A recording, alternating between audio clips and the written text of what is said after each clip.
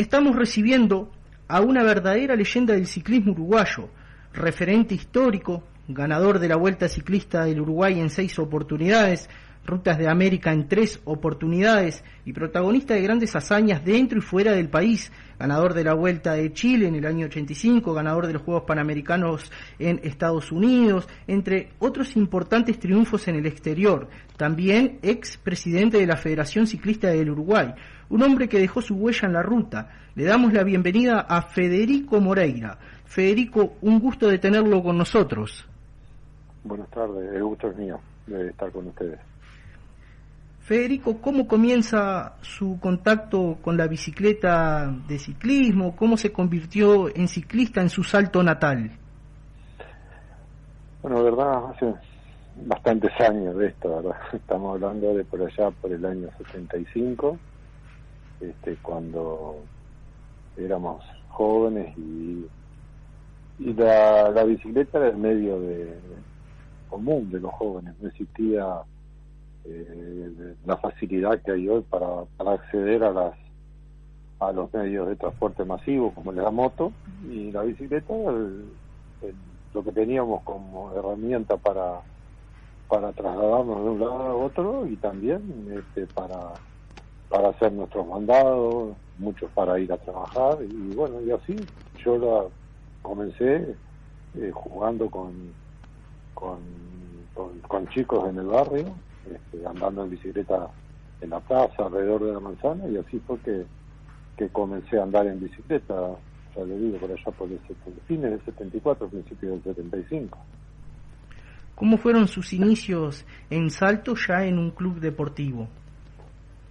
Y bastante desalentadores, porque, como le digo, la bicicleta que yo tenía era una bicicleta de paseo, nada más que lo único que tenía era el manillar hacia abajo, como las bicicletas de carrera, pero era en directo, no tenía cambios. Y bueno, en la primera carrera que competí, corrí de campeones, lo único que había conseguido era un par de punteras, que era lo que se usaba en aquel entonces, y que se ajustaban con las famosas correas, eso se usó hasta por allá por el año 80, que después ya se dejó de usar eso, y bueno, corrían 10, 12 corredores y ya entre últimos, cómodo, o sea que no fueron nada alentadores, pero bueno, la gente que entendía de ciclismo me puso el ojo, diríamos, y ahí empezaron a darme un poco de aliento o de manija, como se dice habitualmente, y así fue que empecé a pedalear o a transitar por el camino con los equipos y bueno, y a proyectarme a nivel nacional, ¿no? Su primer competencia internacional de la mano del Club Piedra Alta fue en Argentina hace exactamente 50 años. ¿Cómo fue esa experiencia? Mire, fue algo muy, ¿cómo le voy a decir?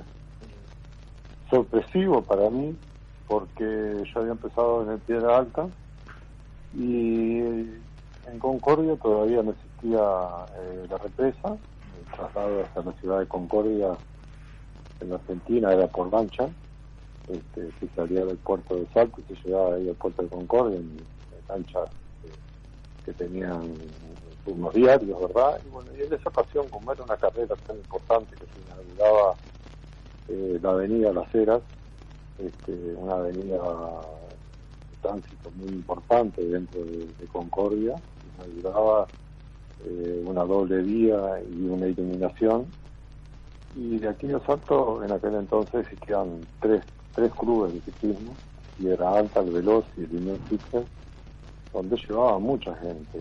El ciclismo era muy arraigado en esta zona y se decidió ir en una lancha, se contrató una lancha especial, y fuimos a esa carrera, un evento ciclístico que empezó a la tardecita y culminó a la madrugada.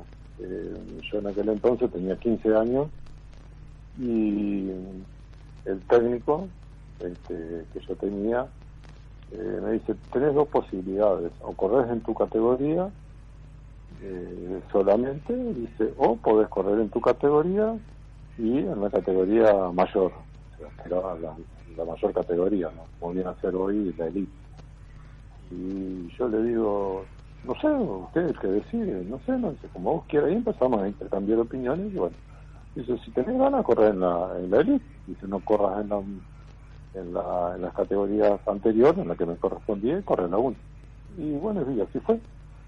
Corrí la última categoría, donde había equipos de Paraná, de Santa Fe, bueno, en Concordia también en aquel entonces había bastante ciclismo, y todos los equipos de salto que habían ido, los tres, ya le digo, el Veloz, el Unión, el Artigas, bueno, fueron todos los equipos y el Piedra Alta, en el cual yo competía también, y en la última vuelta me escapé y gané la corrida.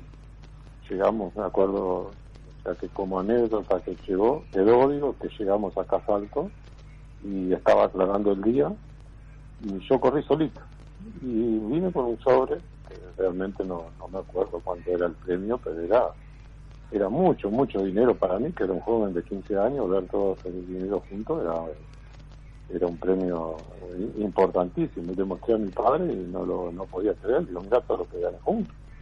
Era un montón de plata junta. No tengo idea lo que era en aquel entonces, realmente no lo recuerdo, pero yo corrí solo. Era el único corredor solo y siendo juvenil. Y bueno, y así fue mi primer triunfo a nivel internacional, si bien es cierto muy cerca o enfrente a mi ciudad natal, pero era un triunfo internacional en definitiva. ¿Cómo fue la experiencia de representar a nuestro país siendo juvenil en los Panamericanos en México, donde usted logró el bronce y la plata?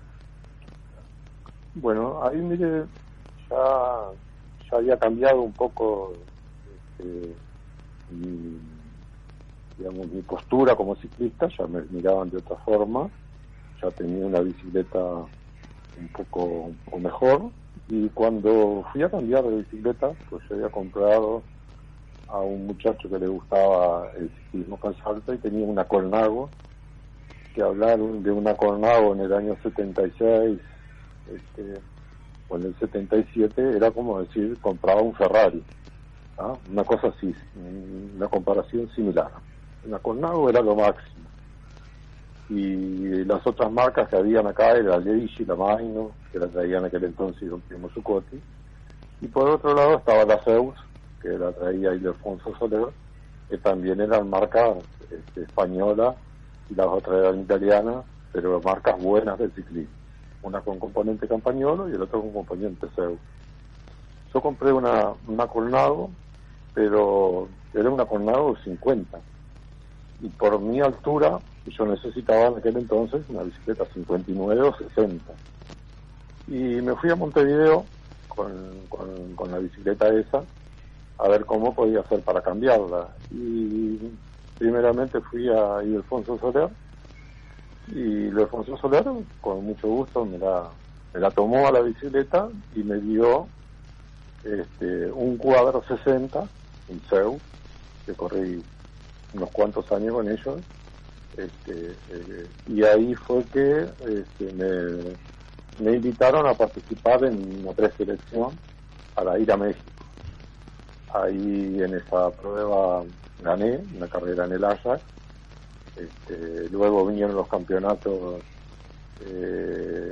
nacionales y también los gané, y ahí automáticamente me pusieron en la selección y me fui a México con 16 años, porque con una autorización especial, porque cuando fue el primer campeonato panamericano junior era 17, 18 años, que era la categoría internacional, 17, 18 años. Por eso tuve que tener una autorización especial, y gracias a esa autorización especial pude correr 3 panamericanos juveniles, con 16 en México, con 17 en Montevideo y con 18 en Venezuela.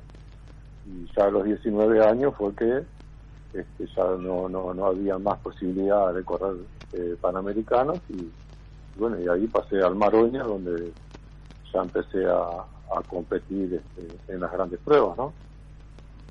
Bien, yendo a lo técnico, en una competencia, la preparación física, la inteligencia del corredor o la inteligencia o viveza del entrenador, ¿cuál de estas es la clave?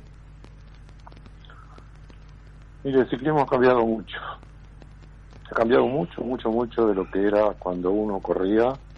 Ha ido evolucionando a través del tiempo, donde antes se conjugaban una cantidad de puntos claves que hacían a que el ciclista llegara a tener buenos resultados. Hoy hay tanta tecnología, tan moderno está el ciclismo de hoy, que a usted lo manejan desde una máquina. Se ha podido ver en las grandes pruebas que los directores saben cómo va el corredor, saben cómo están de físico, saben todo, porque la tecnología es tan grande que le va marcando al instante la fuerza que el corredor va utilizando, cuánto le queda de energía, cuánto puede exigirse para no explotar, como decimos en la jerga nuestra. Los métodos de entrenamiento hoy, por ejemplo, mi hijo que abandonó el ciclismo profesional en Portugal, o sea, entrena gente en Portugal, donde él tiene al instante de que llegó ese corredor, se bajó, aficionado o profesional o lo que sea, se bajó de bicicleta y al instante él tiene todos los datos del entrenamiento, sabe de lo que hizo, sabe qué es lo que tiene que hacer, sabe cómo está físicamente. Entonces el ciclismo ha ido evolucionando y hoy prácticamente uno no puede basarse por los impulsos, por las sensaciones que uno podía tener, que era todo a lo que el técnico veía, a lo que uno le decía, pero no había algo que pudiera medirse en fuerza, en vatios, como se llaman hoy. Yo llegué a correr en la era del pulsómetro, ¿tá? Que usted se ponía una banda y eso le marcaba las pulsaciones. Era una guía, pero no le decía cuándo el cuerpo podía explotar o no podía explotar. Usted salía a entrenar y tenía el pulso alto y decía, tengo el pulso alto, pero no sabía debido a qué, si era fatiga, si era una enfermedad o era algo que estaba afectando. Hoy por hoy hay instrumentos de medición muchísimo más avanzados que al corredor le indican cómo tiene que entrenarse, cómo tiene que hacer, cuándo tiene que parar, cuándo tiene que descansar. Y por eso hoy usted o toda la gente que es aficionado al ciclismo y que lee las crónicas dicen, tal corredor se está preparando para tal vuelta, tal corredor se está preparando para tal otra. Evidentemente que hay factores que hacen de que una cosa es la teoría y otra cosa es la práctica. En la preparación influyen, más allá de toda esta tecnología que hay, una posible caída, una posible enfermedad por un enfriamiento, porque el físico le cayó algo mal, o sea, siempre hay un componente que no está previsto en todas estas cosas, pero evidentemente que la tecnología hoy es muy superior. Vemos corredores que se caen a nivel mundial, de la élite, a nivel mundial se caen, se quiebran, usted ve que lo llevan al hospital, los partes médicos dicen se quebró, y en 15 días una clavícula están corriendo nuevamente. Entonces todas esas cosas, es muy difícil comparar lo que uno hacía con lo que decía y el ciclismo actual hoy, ¿verdad? Pero vayamos al campo de comparar dentro de América, donde usted hizo su carrera. Los promedios, por ejemplo, ¿eran mejor los de antes o los del presente, teniendo en cuenta las diferencias desde la bicicleta a todos los adelantes que usted mencionaba?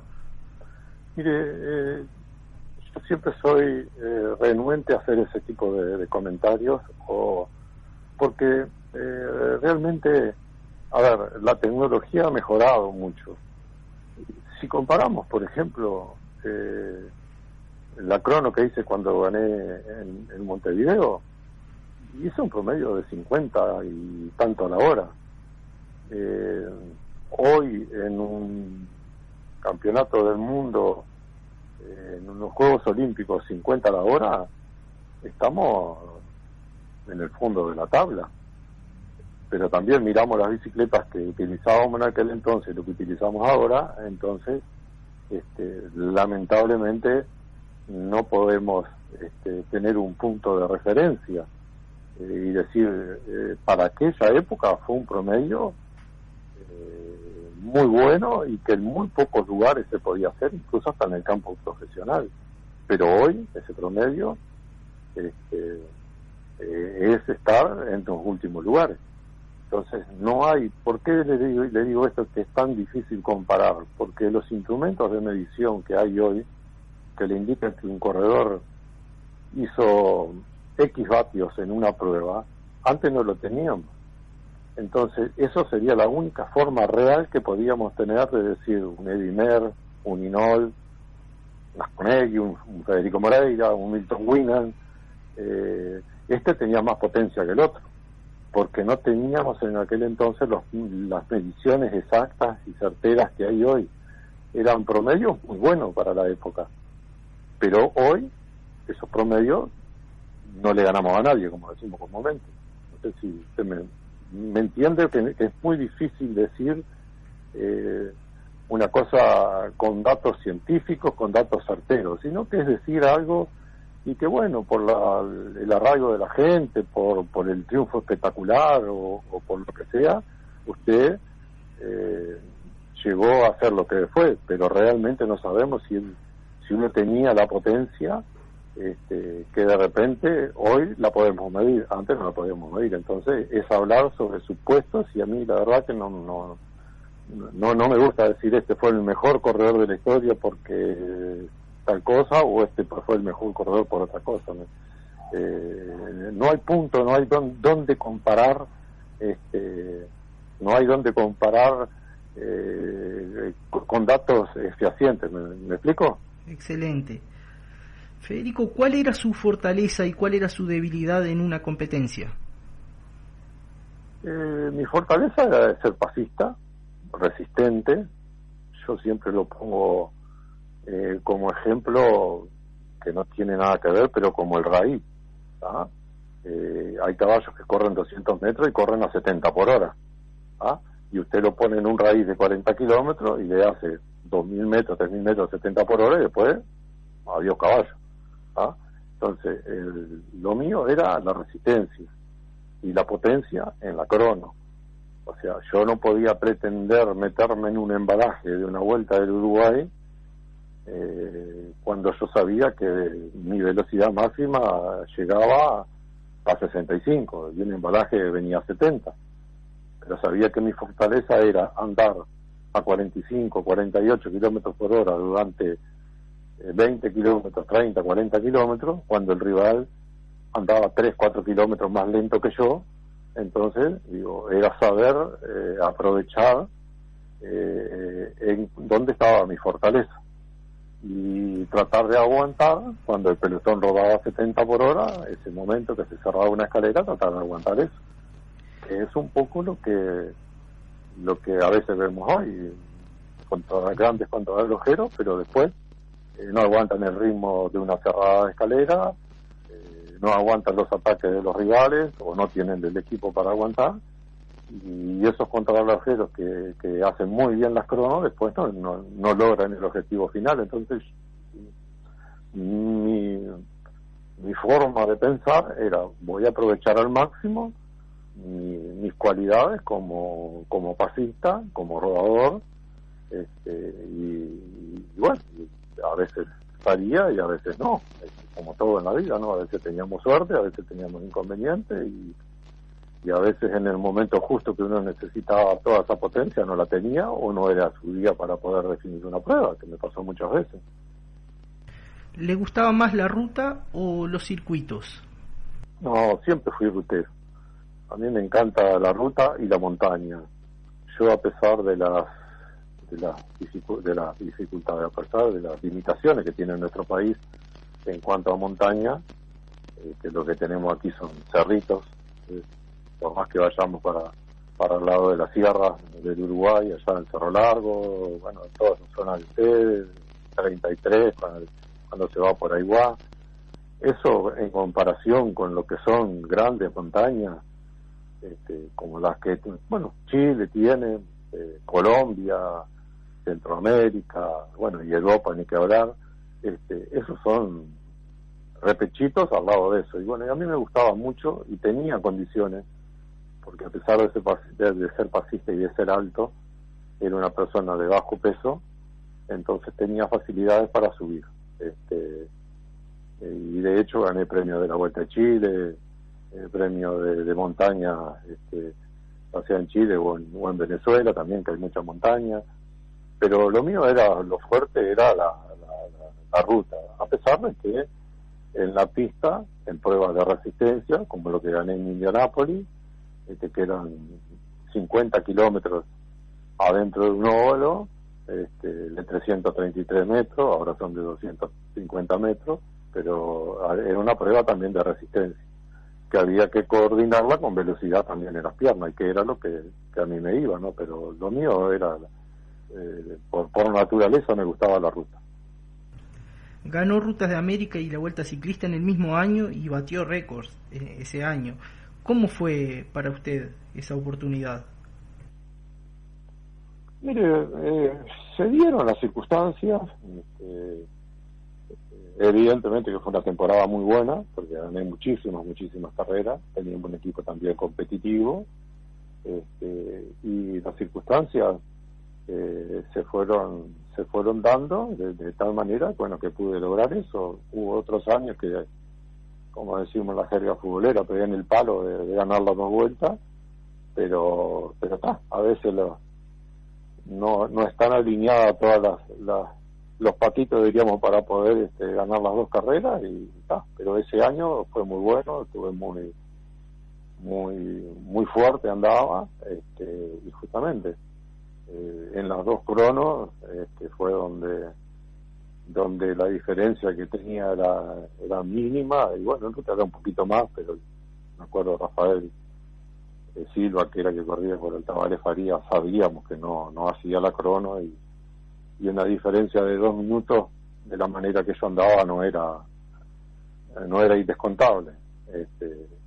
Y sí, en la vuelta tuve rivales importantes como los brasileros, Hernández Cuadre, Marcio May, que estaban al frente de la general y que no eran huesos fáciles de roer, pero está, como le dije, ese año era mi año, y andaba, fue de las temporadas que uno no tenía, o que no tuve inconvenientes físicos que me impidieran llegar en la mejor forma, y bueno, y así llegué a las 2 carreras y las pude lograr. Fue un triunfo, fueron triunfos históricos e importantes en mi carrera, ¿no? De todas las carreras en las cuales participó desde que se inició hasta que se retiró, ya sea por dificultad, facilidad o emotividad, ¿cuál fue la más importante para usted?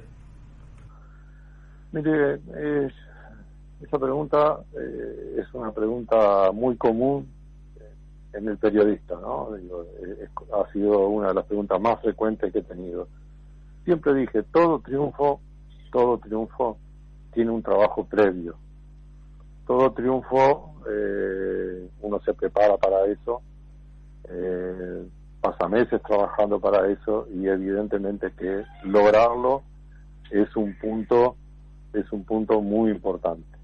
Ahora bien, si hablamos de espectacularidad en una carrera, la Vuelta al Uruguay que gané en la última etapa al equipo francés, eso indudablemente que fue espectacular. Hasta el día de hoy están las imágenes de todo lo que fue esa crono, dentro de Montevideo, recorriendo todo el centro de Montevideo, todas las avenidas principales, 25 o 23 kilómetros, que lo recorrí en 25 minutos, como le digo, ya 50, casi rozando los 51 kilómetros por hora. Entonces eso realmente fue espectacular. Ahora, todos los triunfos tuvieron su valor, uno porque uno se prepara para eso, y la concreción del entrenamiento, de las horas y las horas entrenando y quemando horas en la ruta, con sol, con agua, con viento, era la culminación de eso. Entonces el triunfo era la culminación del trabajo. Entonces todas las carreras de alguna manera tuvieron su sabor especial, ¿no? Ahora que menciona el sacrificio que hizo para cada carrera y mencionó la palabra sacrificio, un barrio lleva su nombre en Salto y se le hizo también un documental, Federico el Grande. Cuéntenos sobre eso, ¿qué ha significado para usted? Nada más y nada menos que un barrio con su nombre y un documental. Mire, respecto al barrio, estamos hablando por allá por el año 86, un grupo de vecinos se presentó a mi casa, una tarde vinieron, querían conversar conmigo y me plantearon la posibilidad de hacer un planteamiento formal a la Junta Departamental para que un barrio, a la entrada de Salto, llevara mi nombre.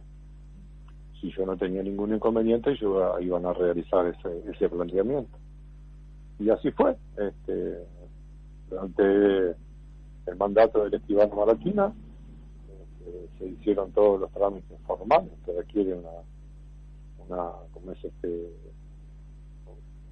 un nombre, ¿verdad? Que un barrio lleve un nombre, y así fue. Se aprobó en la Junta Departamental, el barrio se hizo, y bueno, para mí fue un recuerdo que tuve que venir, ni bien terminé una competencia en Montevideo, me tomé el ómnibus al mediodía para llegar a la tarde para inaugurarlo, donde realmente fue una gran satisfacción, y que hasta el día de hoy están todas las indicaciones del barrio y bueno, todos los mejoramientos que ha tenido a través del tiempo, cómo creció ese barrio desde allá, de aquellos años hasta ahora, ¿no? Entonces es una satisfacción muy grande.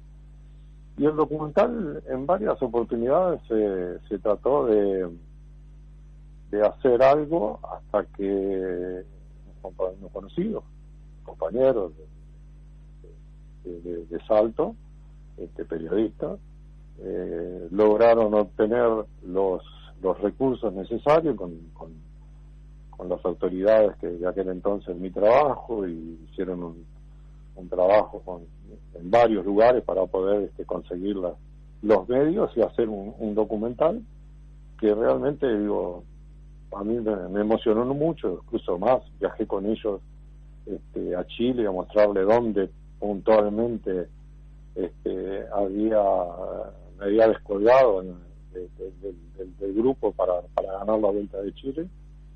Y aparte, digo, toda la investigación de juntar materiales, que yo incluso nunca había visto algunos de esas imágenes, fue un trabajo que realmente me llenó de emoción. Así que digo, no le podemos pedir más a nuestra carrera deportiva de lo que hemos vivido, ¿no? Sus hijos Agustín y Mauricio siguieron sus pasos en el ciclismo. ¿Cómo vivió esa etapa? Bueno, Agustín comenzó muy bien, ganó 2 rutas de América, se fue a Europa y estuvo compitiendo en el equipo de Héctor Rondán, y no aguantó, así, hablando en criollo, no aguantó estar lejos de su tierra natal, estar lejos de su costumbre, algo que me pasó a mí, por eso tampoco emigré a Europa cuando tuve la oportunidad. No podía criticar lo que yo mismo había hecho en mi carrera, que fue quedarme aquí en el Uruguay y por lo tanto no haber trascendido a otros niveles en el profesionalismo, que era irme a Europa y correr a ese nivel, que en aquel entonces eran diferentes las categorías, ¿no? Y además amateur, que era la gran mayoría de toda Sudamérica, salvo algunos colombianos, y entonces Agustín ganó competencias en el equipo de Rondán, pero no aguantó más de 3 meses y se vino. Y terminó corriendo aquí en el Uruguay, ganando Ruta de América, y bueno, y hace 1 año y medio abandonó el ciclismo y ahora se dedica a su actividad particular con su compañera, y es una etapa que quemó. Y Mauricio fue todo lo contrario. Mauricio se fue muy joven, con 15 años, lo llevamos a una escuela de ciclismo en Criciúma, Brasil, después tuvo una incursión en el Havaí, volvió por un año y ganó aquellas 2 etapas de corrida de Ruta de América, y ni bien ganó la Vuelta del Uruguay en sub-23 ese mismo año, y ahí partió a Europa y volvió recién este año, y abandonó el ciclismo este año, después de 15 años fuera del país y 10 años de profesional, dejó el ciclismo y ahora está haciendo esa transición que no es fácil para un ciclista, y más para un ciclista profesional y del nivel que tuvo él, encontrarse con una vida completamente diferente, ¿no? Pero bueno, está tratando de adaptarse a esa nueva vida, que lo estamos ayudando en todo lo que podemos. Las últimas 2, para no quitarle más tiempo, Federico. Ahora usted mencionaba, que se bajó de la bicicleta, comienza una nueva etapa su hijo. ¿Qué balance hace usted de su experiencia frente a la Federación Ciclista del Uruguay, que fue en varios periodos consecutivos presidente? ¿Qué balance hace desde que culminó su etapa como ciclista y comenzó como directivo, como presidente? Mire, he tenido de todo tipo de experiencias, de las buenas y de las que no son tan buenas y de las muy malas. Me aprendí a abrir los ojos cómo se manejan las cosas en este país a nivel deportivo. Aprendí cuando la política se mete dentro del deporte, las injerencias que tiene dentro del deporte. Aprendí a conocer toda aquella gente del interior del país que durante tantos años me salía a alentar, y que uno, por estar encima de la bicicleta, no lo veía. Y durante esta trayectoria dirigencial, que si bien es cierto la responsabilidad que uno tenía era enorme, pero domingo a domingo recorría el país y me encontraba que como es que la gente lo recordaba a uno, y que con un apretón de manos le manifestaba a uno todo aquel cariño que había tenido. Entonces, esas experiencias lindas que a uno le hicieron llegar al sitio al que estuvo. Como le dije, después de las otras, de las malas, también aprendí a administrar los dineros ajenos, agarrando una federación donde cualquiera puede consultar, en un banco o donde fuera, los miles de dólares que se debían, y cuando entregué la federación, y hasta el día de hoy, que ya van 7 años que me fui, no se han producido ningún juicio por la mala gestión que se le puede haber atribuido a Federico Moreira.